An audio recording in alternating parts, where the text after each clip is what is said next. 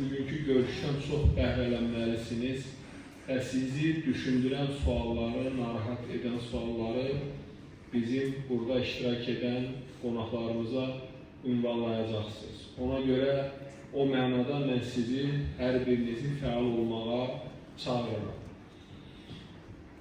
Və bugünkü mövzumuz elə bir mövzudur ki, biz onun haqqında günlərlə, saatlarla danışa bilərik.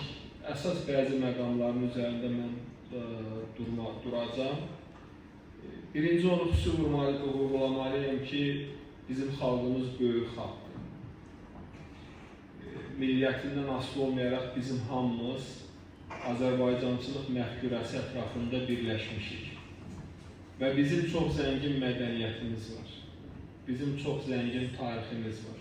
Bizim çox zəngin musiqimiz var. Bizim çox böyük tarixi şəxsiyyətlərimiz var. İmperiya dövrü, Sovet dövrü, bəzən ayrı-ayrı insanlar bizi fərqli bir istiqamətə yönləndirməyə çalışdılar və biz də bəzən özümüz haqqında o qədər də yüksək fikirdə olmamışıq. Amma bugün heç də bütün xalqların nizamisi yoxdur, nəsimisi yoxdur, Füzulisi yoxdur. Alim Qasımov fenomeni dünyada təkdir. Şərqdə ilk demokratik respublikanı quran Azərbaycandır. Qadına ilk hüquq verən ölkə Azərbaycandır. Və çox məsələlər qeyd edə bilərik. Üzeyir Hacıbəyov bugün qeyd etdiyim kimi Azərbaycan musiqisi, Azərbaycan mədəniyyəti, bunlar hamısı bizim dəyərlərimizdir. Mən bunları nə üçün qeyd edirəm? Çünki xalqın böyüklüyünü onun musiqisi göstərir, mədəniyyəti göstərir, tarixi göstərir. Və biz çox önəmli bir coğrafiyada, bölgədə yerləşirik. Bugün bizim ətrafımızda bizi istəyən ölkələr demək olar ki, yox dərəcədədir. Və bugün sizin, bizlərin qarşısında böyük bir missiya var.